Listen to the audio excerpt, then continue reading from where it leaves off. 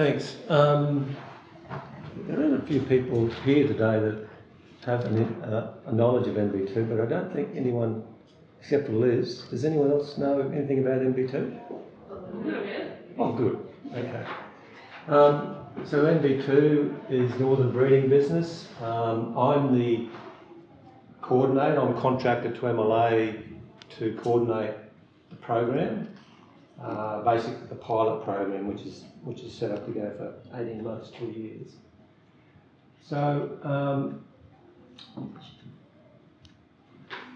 NB2 is really a joint thing. It's the idea came a few years ago from producers as part of NABRIC. So this is well before my time, but producers through NABRIC, through the RBRCs, determined that adoption, the way we've been doing it, hasn't been all that brilliant. There must be other ways of doing it, and we know there are other ways of doing it. People are doing it overseas in Australia. So NABRIC talked to MLA, and there's been a big paper written about the model, the new model of NB2. But the main thing, the most important thing about it from our point of view, from my point of view, is that producers are really part of the deal. They drive it, they're embedded in it, they came up with the idea. So it's not an MLA thing per se. MLA's helping to run it and fund it, but it's really driven by producers, which is the way we want it. So the main drivers of NB2, and it's to do with breeding businesses. So we want people who have got at least 800 adult equivalents in their herd who are breeders to be part of this program, or part of the pilot initially. So we want to deal with things. A major problem in the north is calf wastage in the northern breeding herds.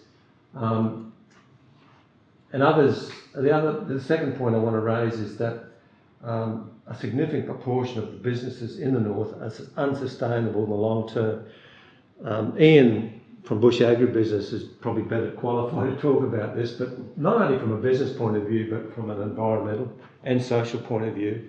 We know that a lot of beef businesses are not sustainable in the long term, and that's one of the drivers of NB2. But the really, really, really big issue that we want to address with NB2 is this lack of adoption. So when people ask me for one word about NB2, I just tell them it's adoption, making it better.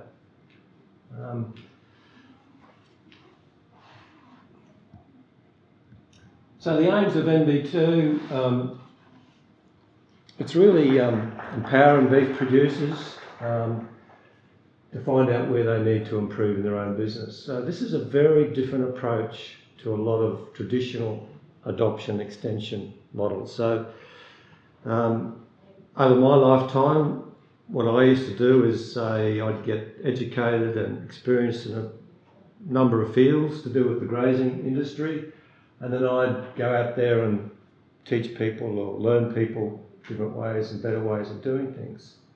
So I'd be directing from the top, and I'd be the so-called expert, and so to be a top-down approach.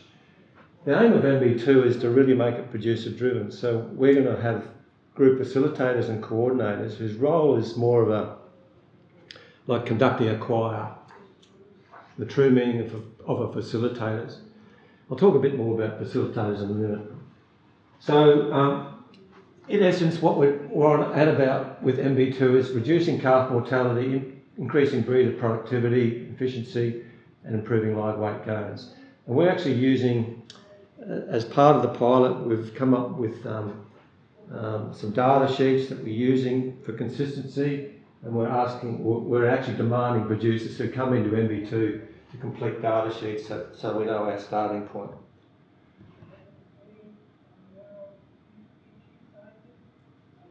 More specifically, the objectives of NB2 are to have at least 250 northern beef businesses over a 7-year period involved in NB2.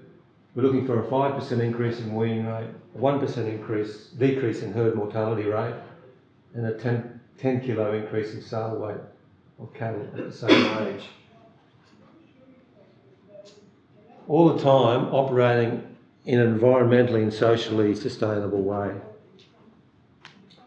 And we want people to use their own data to make these decisions. So the role of a facilitator will be to help people put this data together and analyse that data. But at the end of the day, it's not a person like me, a so-called expert in different fields, making the decisions of what they want to do to improve their business. It's their call using their own data.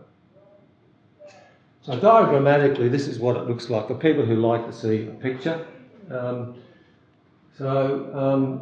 At the core is, this is what we're calling adoption. It's called a pathway to practice, all about extension and adoption. We've got 6 pilot groups, producer groups, for the first 18 months, 2 years, to see if we can make this work.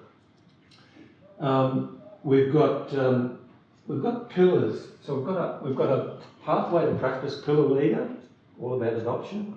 We've got a herd pillar, a leader, a feed-based leader, and a sustainability pillar leader. They're going to help us with a lot of things, including the development of these data collection sheets, as well as new R&D, if producers are wanting to go into new R&D. So it's all about, as I say, using their own data through benchmarking and analysis to determine where they might move ahead for change.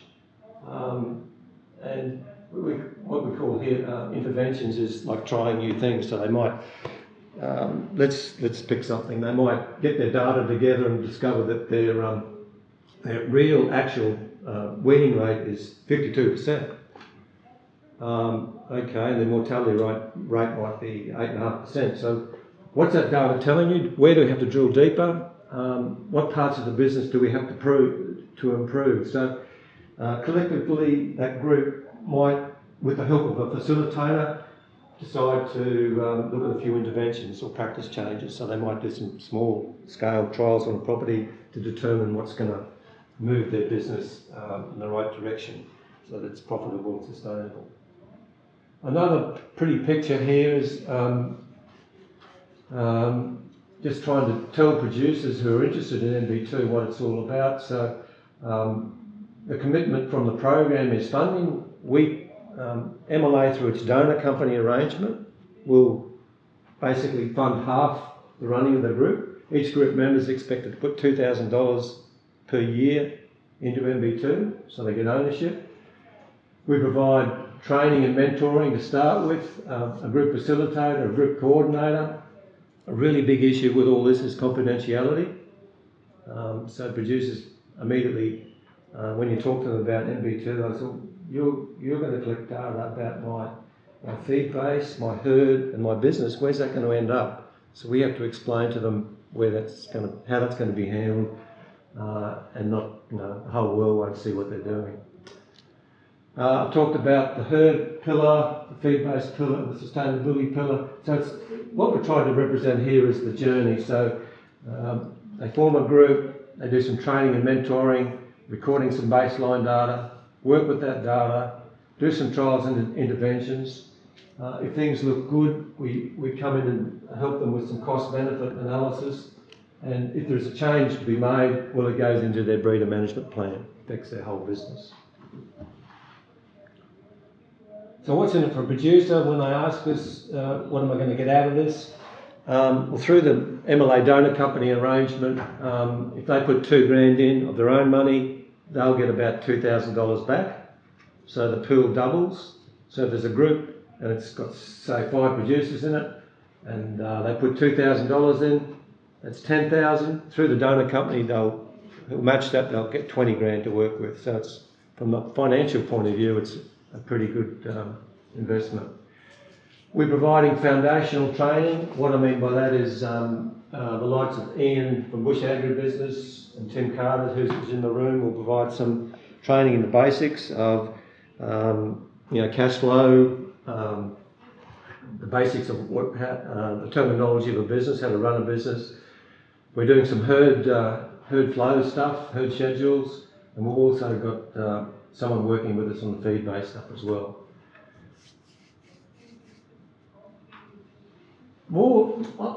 Personally, I think the biggest gains we're going to get is not from someone like me or Ian McLean or whoever you are coming in and sprouting your knowledge. This is what I see all the time when we have groups meeting, the peer-to-peer learning. And often it doesn't happen like me standing up the front. It's when we go for a cuppa and they'll say, do you believe anything that bloke Banney said? And he'd say, no. And that bloke will say, well, hang on, there was a little bit there that made a bit of sense.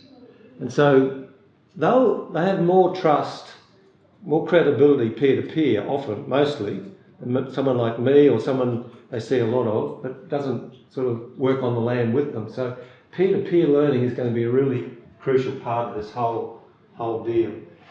We're also going to provide us a formal support network for facilitators, the coordinators and the producers themselves. We're going to have an annual get-together, a big muster where we all come together and share ideas and progress. So my take-home messages, the three take-home messages are these. For you, we are going to be looking for facilitators. But it's a very special role. We're not after experts, we're after people who can work with people, who listen, and as I say, are prepared to conduct the choir, which is quite different to the traditional role. So we've had to struggle, we've had a few struggles with that this year. We've been approached by people both in the public service and private that really want to come in and do it their way. But it's not going to work that way. That's the traditional way. We're looking for people who are quite different and prepared to really take on the word, facilitate.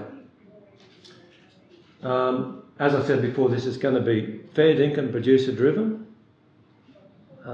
We've even got people in MLA who haven't caught on to this fact yet, that they're approaching us as NB2 people and saying, oh, listen, this genetic stuff we're doing is just so good, you've got to get it through their thick heads that this is the way to go. And we're saying, back off. You don't understand what we're trying to do here. It's not about top down.